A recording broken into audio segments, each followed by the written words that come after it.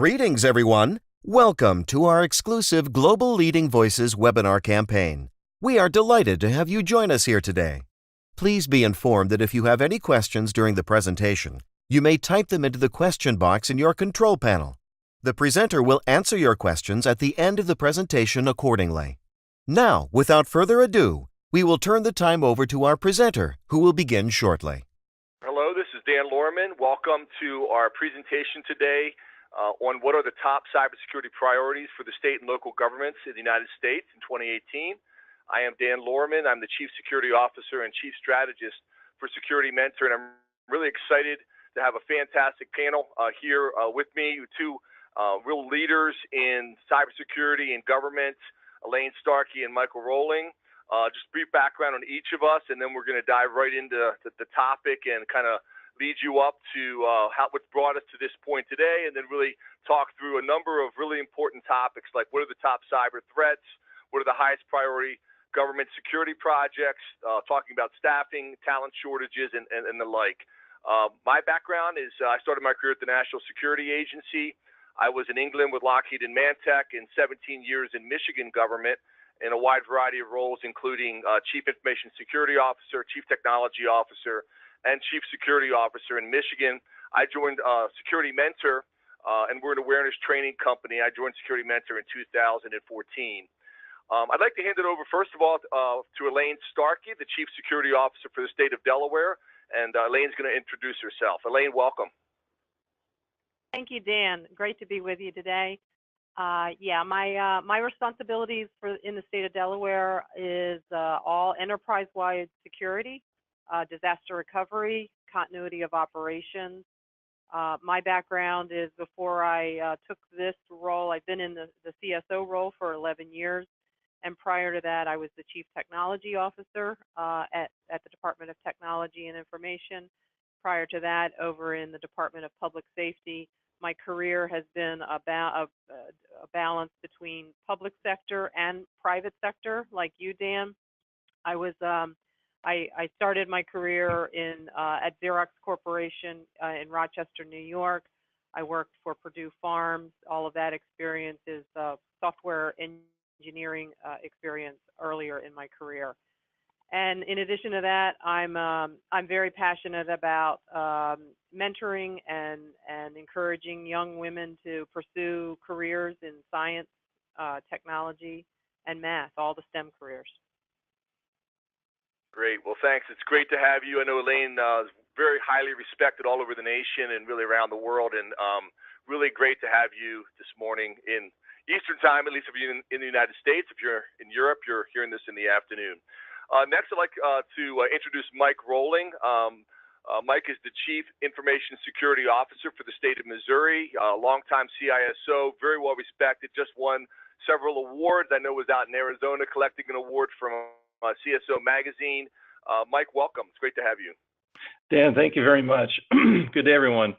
My name is Mike Rolling, and I am the Chief Information Security Officer for the state of Missouri, and I oversee the cybersecurity posture for 30 different agencies. We have roughly 50,000 employees in our purview.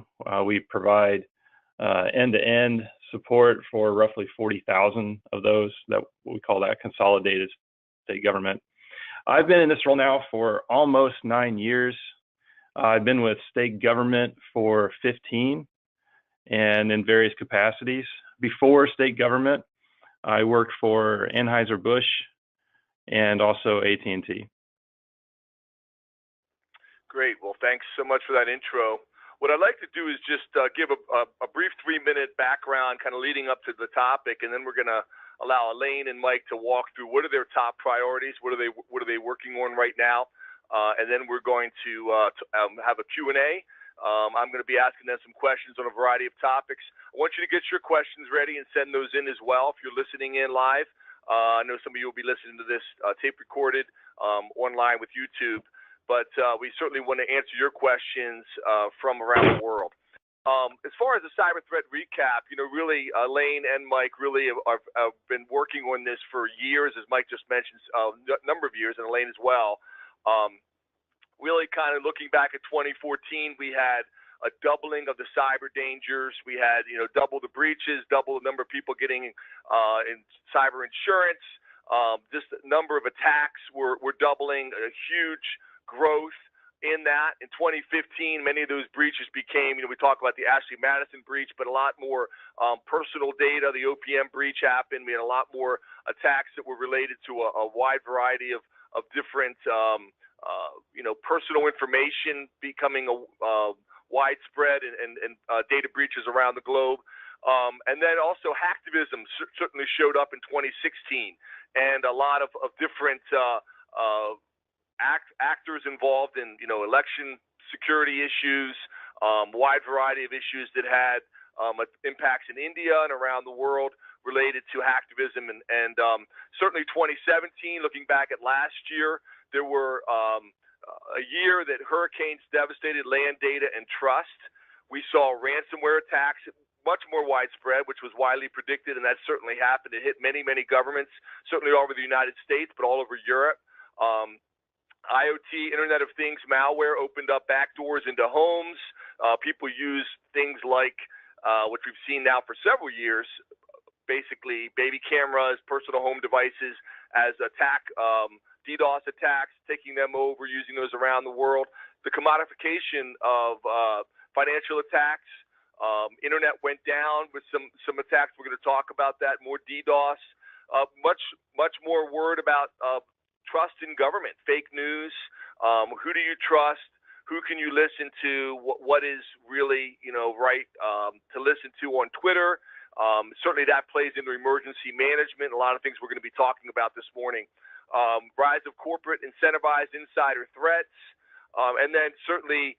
As far as solutions, we're starting to see more around orchestration, integration, benchmarking. I think Mike's going to talk about bug bounties and some other things related to that.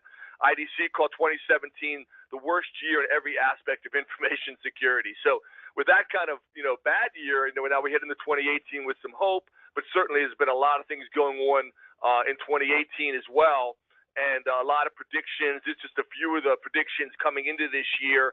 I'm not going to spend a lot of time going over these. You can read about these at my blog, the top 18 security predictions for 2018. But all the major vendors, from Symantec and Kaspersky and McAfee, Trend Micro, calling for more of the same, more DDoS attacks, more ransomware, blockchain issues, and we've already seen some of that. So many of these predictions have already actually happened, and we've seen McAfee Labs predicted machine learning arms race and IoT attacks, basically expanding.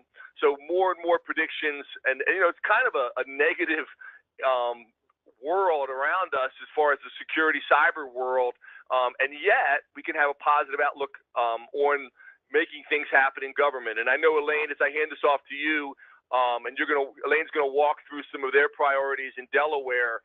You really try to keep that enabling positive view. Like you said, you mentor people, you're involved in multi-state ISAC and a wide variety of other activities. So I'm going to hand it off to you, Elaine. Can you tell us about what's going on in Delaware? Yeah, wow, what an excellent doom and gloom that was, Dan. It's a very accurate look back in the last couple years as well as the path forward. There's always more and more to be concerned about, and I think that's what makes our jobs both I guess difficult, but also very exciting and very challenging. Every day is different. There's new threats that are coming out every single day.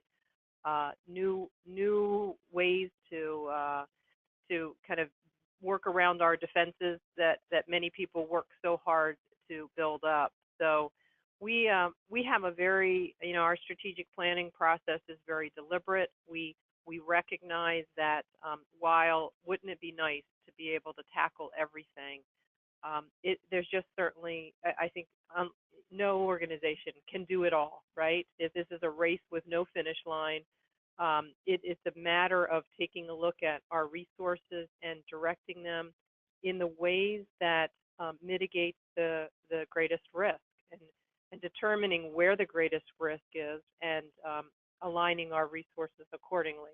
And that's how we proceed with our strategic planning process. We focus in on a people, process, and technology approach, where, like it or not, when it comes to security, people are our greatest weakness. Any organization will say, people are our greatest strength, and we do believe that. But when it comes to security, and something as simple as clicking on a link in an email or opening an attachment in an unsolicited email, it can wreak havoc on our security defenses. So that's why training and education and employee awareness is the top of my list.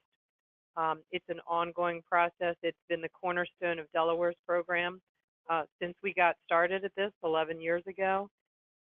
We're always looking for new ways to change it up and make it fresh and current and different for our employees, and come at it from different angles.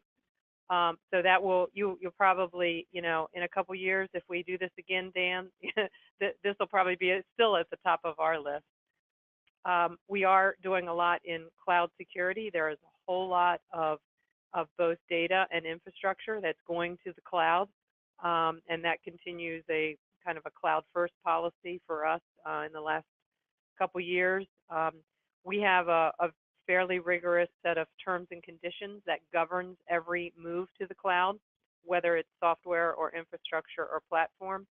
And it's been 3 years since we updated those terms, Dan, so we're going to be taking a fresh look at that. We've got a number of things in flight right now to update our terms and conditions and really leverage what I feel is great maturity from our cloud vendors.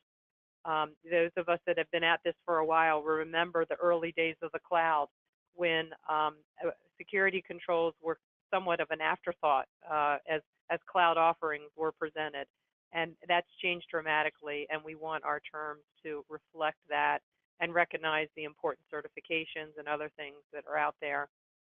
We're also continuing to grow and mature our Security Operations Center. We've been at that now for a couple years, and there's always more to do and more tools and training to go along with that. And that includes a new endpoint protection tool that's being deployed. We're just wrapping up our information security scorecard process. This is a regular process that we go through like Mike, Delaware is highly centralized when it comes to IT.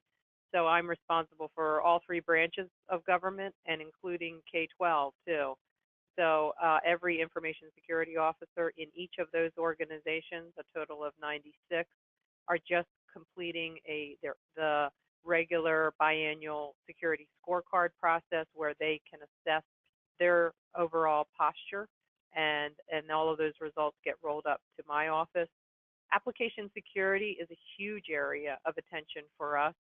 It's something that maybe hasn't gotten the attention that it should have over the last couple of years, and it is definitely rising on the priority list of, especially when you look at legacy apps and apps that were written in a time before your look back, Dan, before those years that you just mentioned. Many applications, and all of us are faced with this, were written in a time when these threats didn't even exist. So they're not properly coded in a way to defend against those threats. We're doing some policy work as well. We're updating our baseline information security policy, plus adding new policies like a vulnerability disclosure policy, which will position us to move into a bug bounty program. And then my last 3 bullets are some of more of the foundational cornerstone type activities we're involved in week in and week out, and year in and year out. Our continuity of operations planning, our disaster recovery planning, and both of those involve lots of simulation exercise, red team exercises, partnering with outside agencies like the National Guard. In fact, we're doing that this week, actually doing a red team, blue team exercise with the National Guard, and those will all continue in 2018. What a list, Elaine. It doesn't look like you have enough work to do. I don't know. Just kidding. It's quite the list. It's very impressive, and I know you're a national leader. A lot of people Elaine doesn't have up here. She mentioned earlier she mentors men and women around the country, CISOs, and do a great job. So thank you. I have a number of questions. We're gonna dive in a little bit deeper into some of these topics in a few minutes, but I want to hand it over to Mike and have him walk through what are his top priorities and projects. Oh, went a little too far there. Sorry. To talk about Missouri. So Mike, take it away. We will do that. So we'll come back to Mike and hear about his details, and so we'll jump ahead here. We'll come back to Mike's slides. Want to just dive into one of the things we didn't really you listed a lot of projects there, Elaine. You talked about a lot of the different things you're working on. We didn't talk a lot about cyber threats, and I know ransomware certainly was something that got a lot of headlines in 2017. This WannaCry cyber attack, reports all over the world. Is ransomware the top of your threat list, or is there something else? And how are you dealing with ransomware in Delaware? Yes to that question. Definitely at the top of our list of threats for sure. I think the 2017 was somewhat of a game changer, as you alluded to earlier, Dan, with the rise of ransomware. And I think probably you and I know, and Mike and probably many on the call here today will never forget Mother's Day weekend of 2017 when all of that broke. And many of us were working nonstop through that weekend and the subsequent weeks to patch and make sure that our defenses were where they needed to be relative to the attack. I got to say though, Dan, that was somewhat of a turning point for my organization when it comes to patching and one of the things, just like that back to basics approach. We all know we should be patching and we probably don't do as good as we should, but that was a real wake-up call and an opportunity. I look at these things, I try to take things like this and turn them in an opportunity to educate our leadership and recalibrate priorities, and that's exactly how it played out in Delaware, because we then turned to what we call, it's actually the name of a project called the New Normal.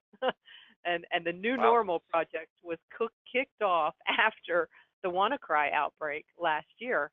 And it's all about the basics. It's not the most glamorous project on the book, and certainly, not something, it's not necessarily a lot of innovation there or anything like that. It's just basic, what I call basic cyber hygiene, and being very diligent and trying to not take such a complacent attitude toward the urgency of patching and keeping ourselves patched. And we were able to set up some new centralized scans and delivery of those results to our various stakeholders and customers, and keep them up to date on where their issues are and what needed attention. And that's all kind of baked into now what we're calling the New Normal project, directly in response to WannaCry. That's great. That's fantastic. We used to say in Michigan, taking the lemons and making lemonade out of it. So that's really fantastic. And I want to hear about Mike's view on ransomware here too. We actually want to go back and let Mike go over. I understand he's back now. Mike, are you there? I am. Thank you all. I apologize for that delay. In 2018, go through your list. Yeah, in 2018, state of Missouri, we have several initiatives that we're really excited about. On top of the list is DMARC, and for those of you that aren't aware of what it can do for you, first it stands for Domain-Based Message Authentication, Reporting, and Conformance. And it's actually a suite of tools that will help you mitigate against spoofed emails.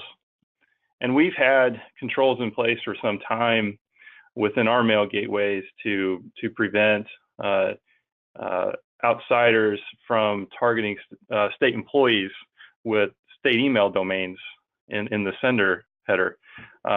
But what this will allow us to do is protect all the activity that's going on out in the wild.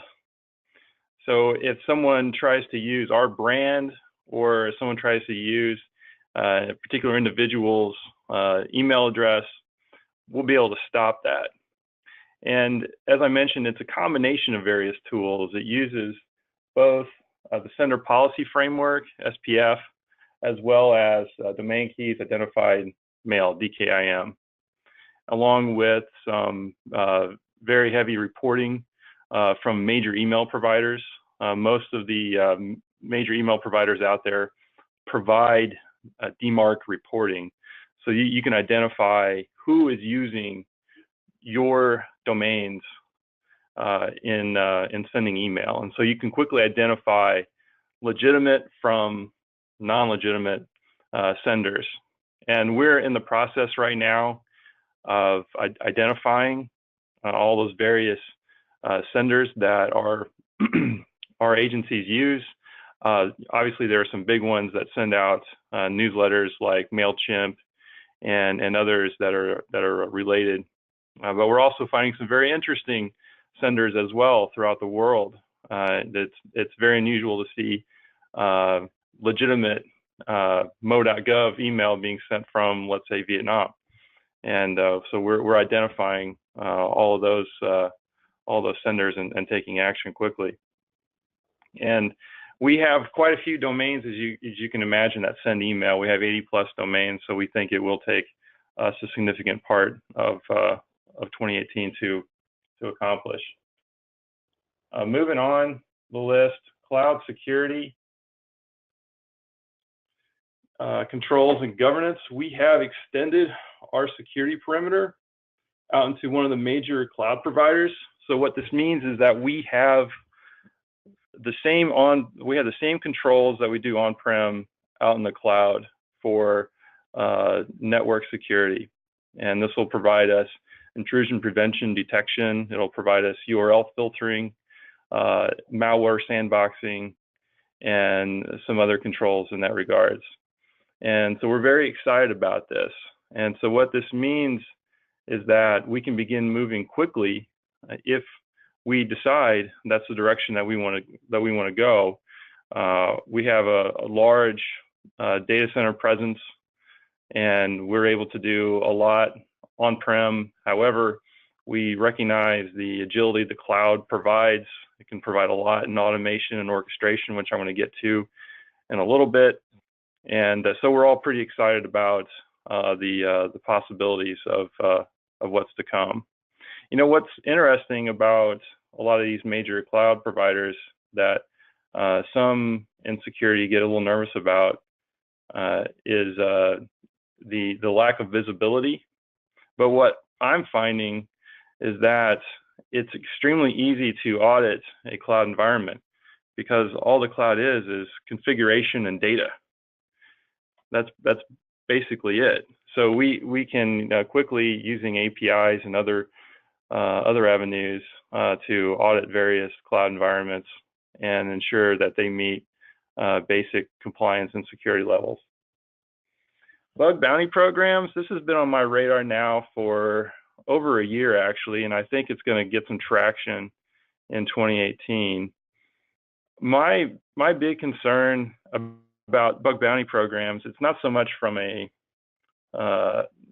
security chair, it's more from a legal aspect, and that comes down to liability and who's responsible for that particular security researcher if they do something that's out of alignment with the particular contract that they have with the particular bug bounty company and the contract that we have with that said bug bounty company. So we're still trying to iron those issues out. Again, I think bug bounty programs are amazing. We're even looking at partnering with some of the local universities to establish some kind of bug bounty program where we can use them as a security researchers. I think it would be a great partnership for the state of Missouri and those universities that are in the state to collaborate on this effort. It definitely will provide them some much needed education, onboarding what's it like in the real world to be a security researcher, and obviously we would benefit as they find various vulnerabilities within our applications. red team assessments. Actually, we just wrapped up a red team assessment last week, actually. And I cannot stress enough how important it is to have a red team assessment. There are vulnerability assessments and there are pen testing activities that occur, but there's nothing quite like having that red team action. Now, what they performed, as Elaine was talking about, they'll go after your infrastructure. They'll do the basic scans to identify all the various hosts that belong to your organization, and they'll do the pen testing. But what they're primarily focused in on is the human, because they know that's the way in. That's the easiest way. I think it's about 90% of all significant breaches within the last 5 years has involved a human being duped. And so it did an excellent job of testing our human defenses as well as our security controls. And it definitely exercised our security operations center. And there was a lot of really good recommendations that we got out of it. Third-party risk management. We started this initiative late last year, and we'll be growing it in 2018.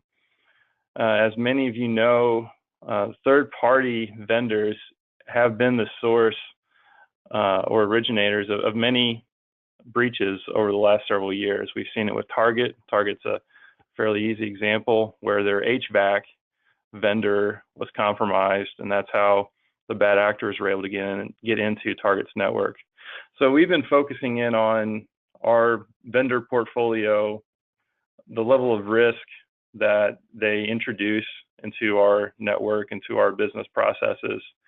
And we've actually subscribed to a monitoring program that helps us with identifying various changes within their security posture. And so far, it's been a very good program, and I'm excited to see it grow in 2018. Our public data vulnerability program, we're going to ramp this up pretty heavily in 2018. To briefly go over this with you all, back in 2016 and 2017, we would run ad hoc reports using data that's already been harvested by various sources. There's Shodan, that many of you are probably familiar with, and there's also Census, which is actually University of Michigan spun off startup. And two great sources of information that you can comb through and identify vulnerabilities within your own organization, but also your partners. And that's what we've approached this as anyone within the state of Missouri, you are our partner in some fashion. Chances are good that they have data on citizens. So we have created this program where we alert these organizations, both Fortune 500 that are in Missouri, all the way down to the mom and pop businesses. We'll alert them of various vulnerabilities that we have identified residing on their networks. Identity and access management. This is a pretty hot topic right now for us. In getting our hands around it, it's a beast from an enterprise perspective. As I mentioned during the intro, we have 14 different agencies that we directly support, 30 agencies total that we provide enterprise services to. And to get this right, it's going to be difficult, but I think we're up for the challenge. We have some solutions in place already. And what I mean by identity and access management is the automation of it and putting it back into the hands of the business owners. So whomever's truly responsible for data access, we're trying to get it back into their hands to have full authority of. End user awareness. This is probably the last thing that I would ever give up. Would be our end user awareness program. If I were told that my budget was going to be slashed, that would be at the very bottom of the list of things that I would get rid of. To me, elevating our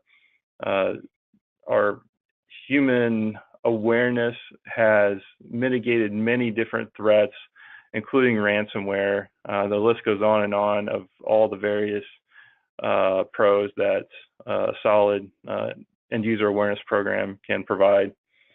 We have a two-pronged approach. We provide monthly targeted lessons covering various topics from workplace security, securing external storage devices, etc., to phishing and on and on. But then we also, on a routine basis, about every 4 to 6 weeks, about 10 times a year, we roll out fake phishing campaigns. And how we do it is we leverage what the attackers are doing, and we go after topical themes. So, for instance, not that long ago, over in the United States, it's W-2 time, where all the employers issue W-2s. And we know that bad actors, they're going to leverage that theme and that particular time of the year and come after us.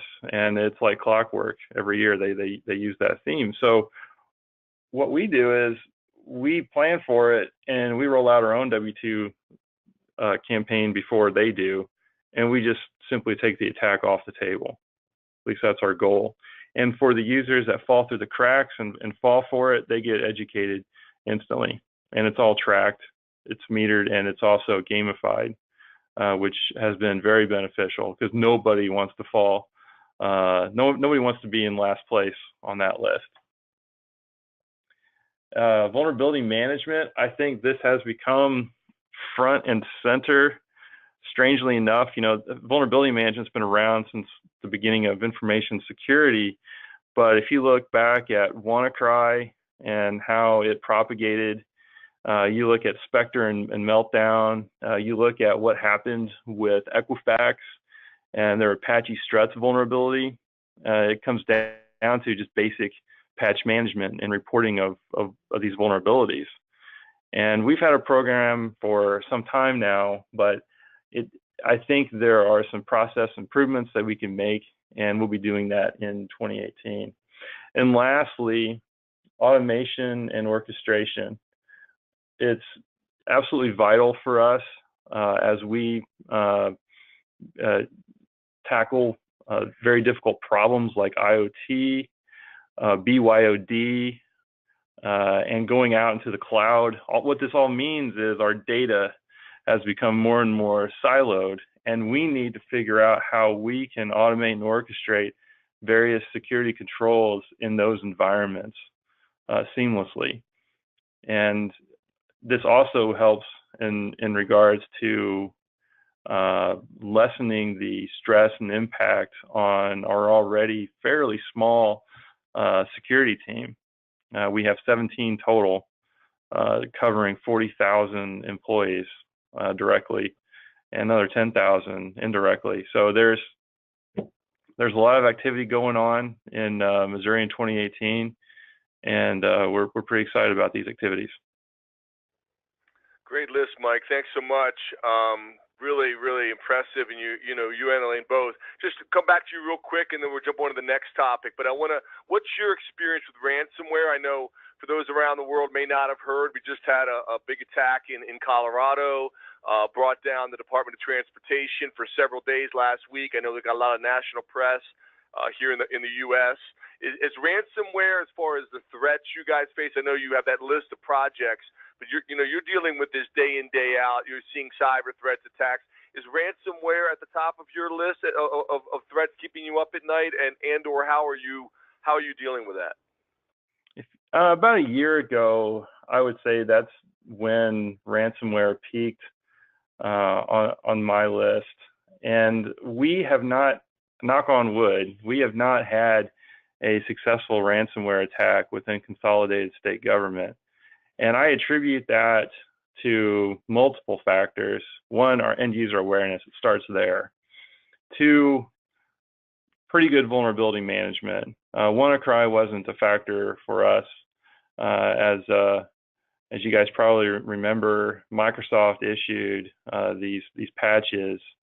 It was months before WannaCry was a thing, and so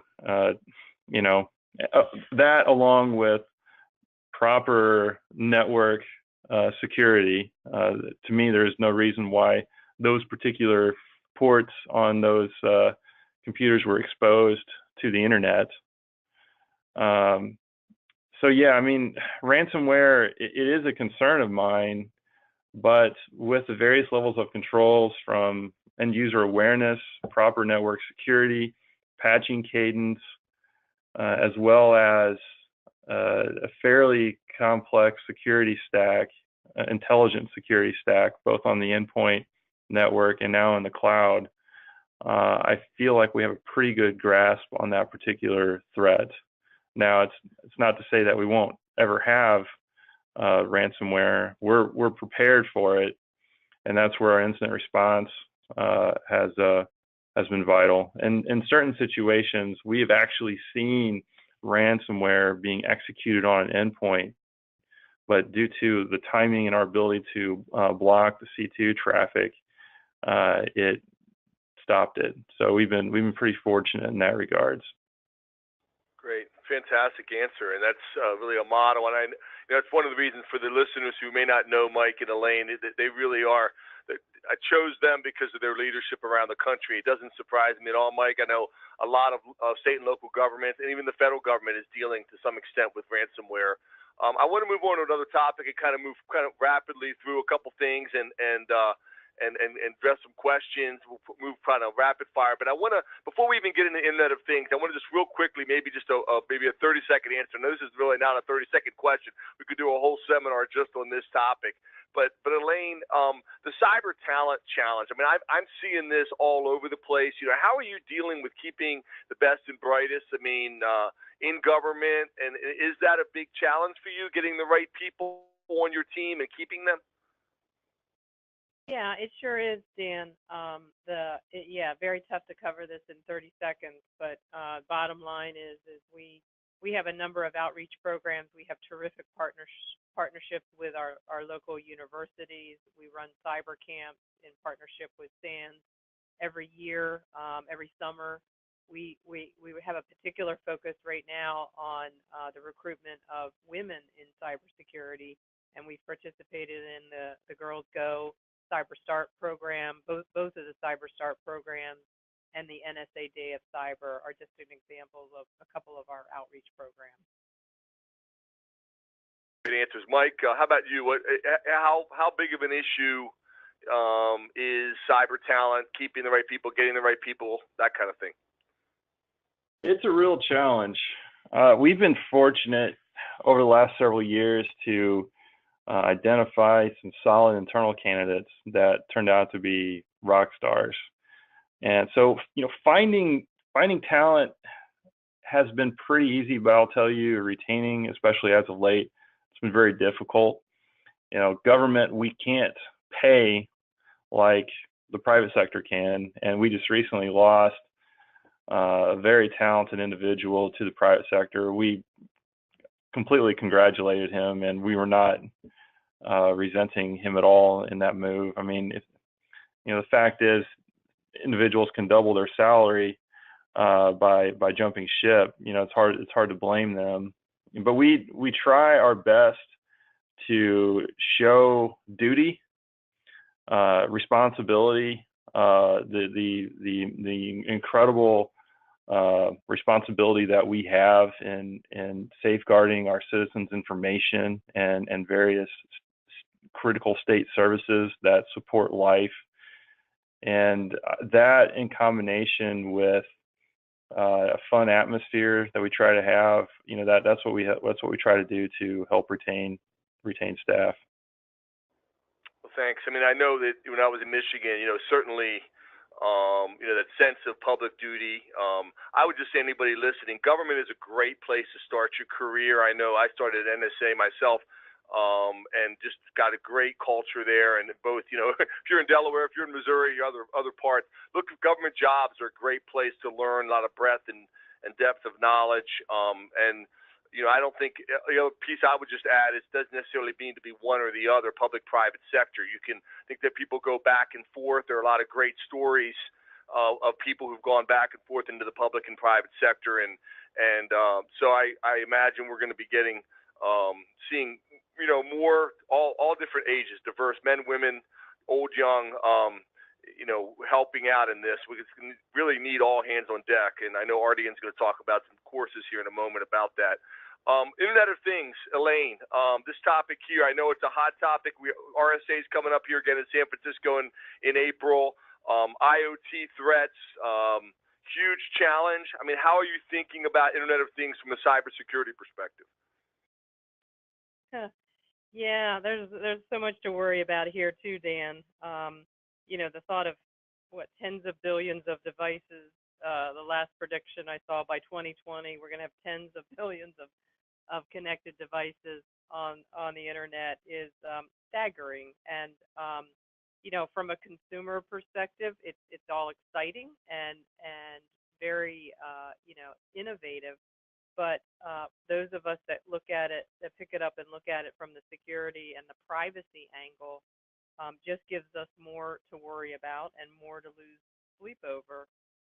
It's part of this whole evaporation of the edge of the network approach that, for the folks, some of the folks on my team, kind of long for the good old days when, it had a real rigid edge of the network, and it was clear what was on network and what was off network, and those days are gone, and are continued. That blurriness is going to continue as we move forward with IoT.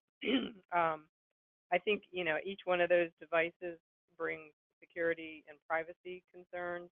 But right now, I'm actively participating on a new council in Delaware that was spun off last fall for connected and autonomous vehicles, and it's fascinating. It's a fascinating consideration on what could be, and when you look at it from a traffic safety standpoint, if so many of accidents happen today because of driver error, and autonomous vehicle technology takes that somewhat out of the equation, as long as it can be done in a secure way.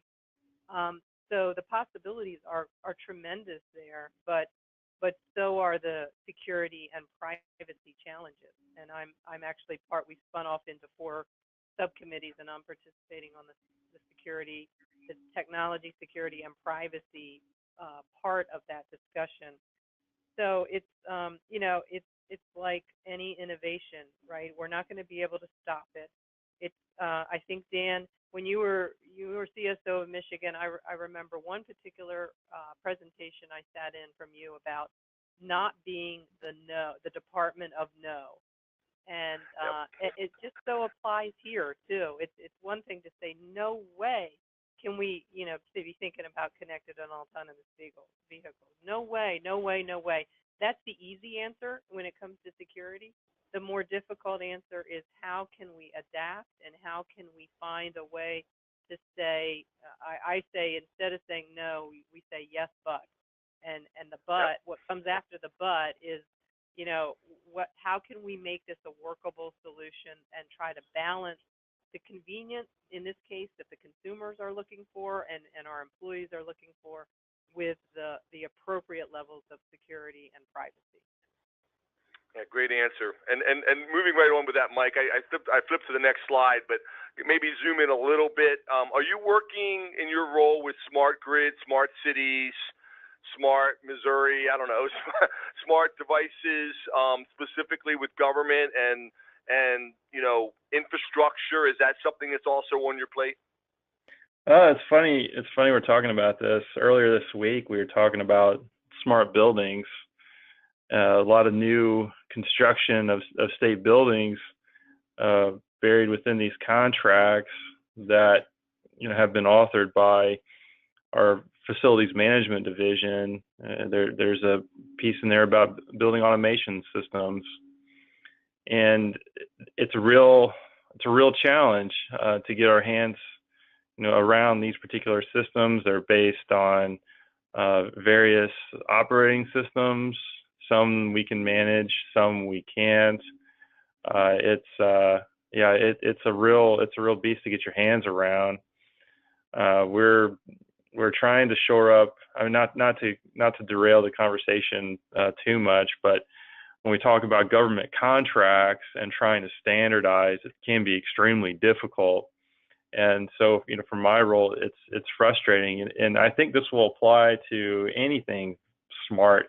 If you can get your hands around it early, if you can standardize somehow, then you're going to be much better off in the long run, because you have a more simplified approach in managing these various things and various solutions that are out there. And that's what we've been trying to do with our smart buildings initiatives, is trying to get our hands around this and hopefully be able to standardize on various technologies. Great. Elaine, I'm going to keep moving here. I put a slide up about incidents. This is what Michigan did with cyber disruption response. Kind of feeds into this smart discussion, but infrastructure. I know you work with Homeland Security. I know you work in Washington with a lot of committees, as you mentioned already, in Delaware. Michigan has their plan here. People can go out and read about it, but I know Delaware has plans. I know Missouri has plans. How do you think about, disruption, cyber response strategies in the wider context of emergency management in Delaware? I mean, again, I'm sorry, but we're tight on time. And just maybe a minute on how do you think about this topic of cyber and emergency management coming together?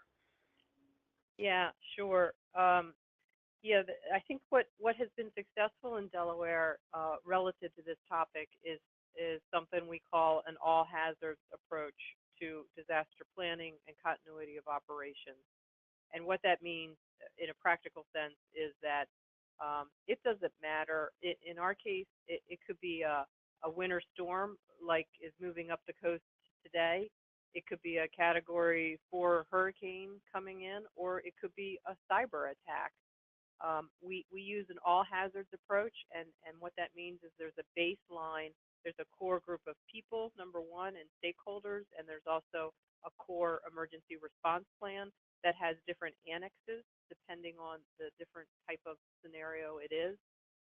But what that does is it allows us to build relationships, and one emergency management director from the past used to say, all emergencies are local, right? And the time to be meeting your partners is not when you're in the midst of the hurricane or the hurricane is approaching. It's about building those relationships when you're in a steady state, and then leveraging them when the crisis hits. And that's been very successful here in Delaware. Great. I know in Michigan we had, going back a decade, we were able to get Homeland Security money after 9/11 for some of those same things, for generators and for things that helped us in cybersecurity attacks. Also could help, like they said, during winter storms and ice power outages. Mike, I want to jump ahead here. We talked a lot about phishing, email. You mentioned this already.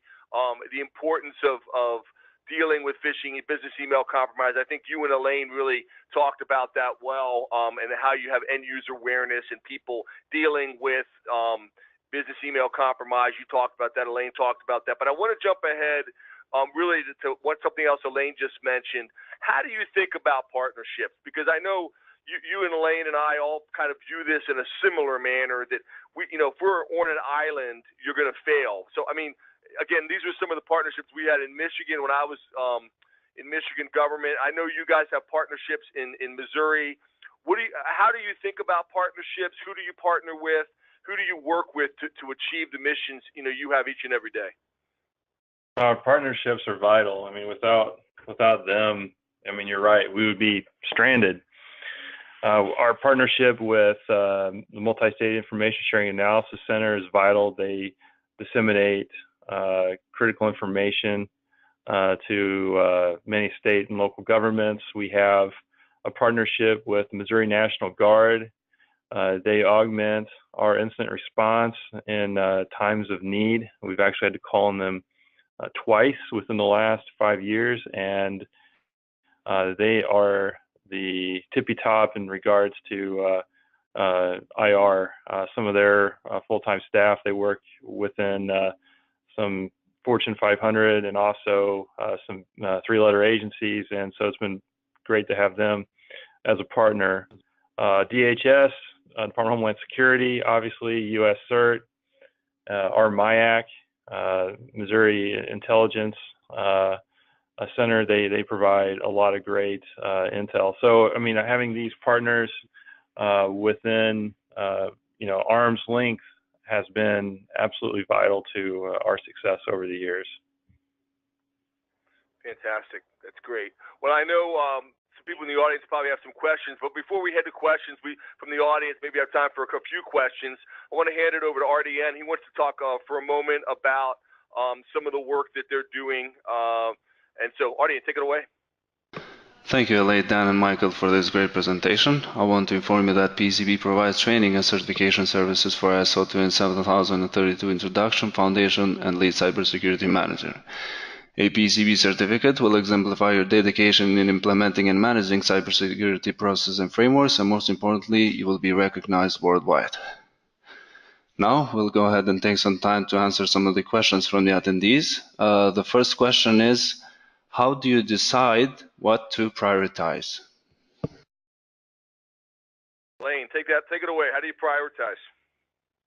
Yeah, it's a very interesting process that we use here, which is basically let's get all of the ideas out on the table. I mentioned the strategic planning process before. Basically, we have some brainstorming sessions to figure out, where are the gaps? What are the things that we aren't doing that we should be doing, or where are the things that need, things to be shored up or more attention or whatever.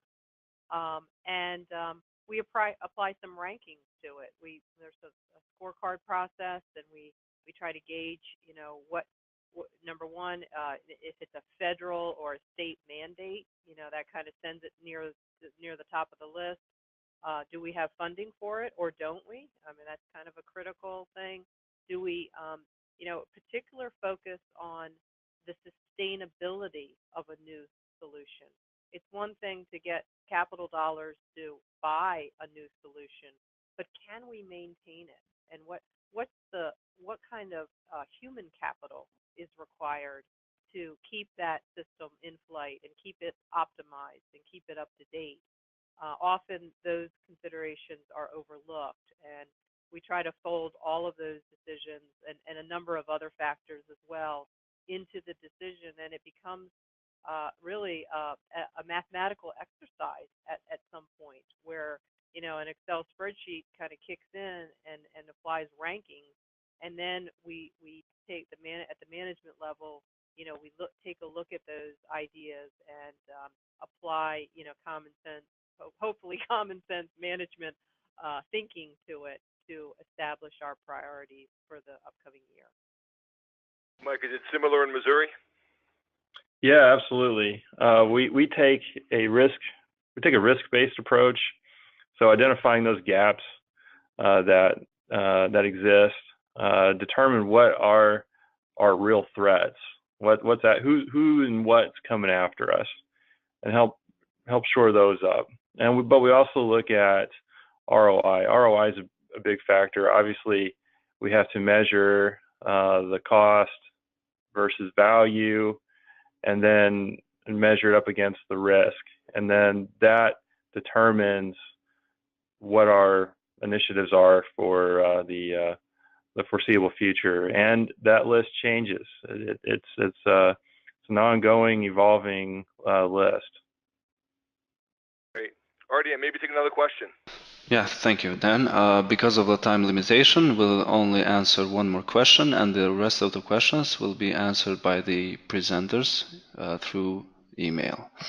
So the last question is, what are the emerging and future technologies that we will have to worry the most from a security perspective?